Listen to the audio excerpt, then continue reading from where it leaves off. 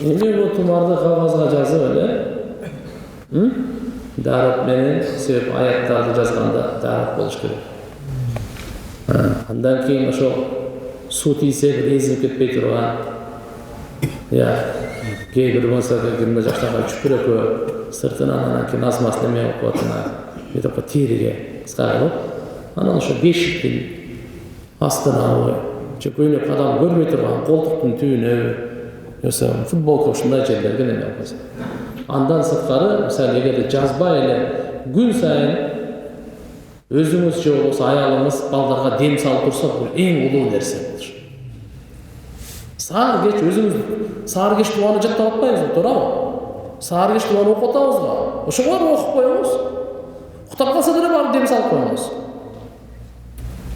Анан дуа да кылып туруңуз, дем да салып туруңуз. Бул иншалла бул жакшы нерсе иншалла. Акылбы?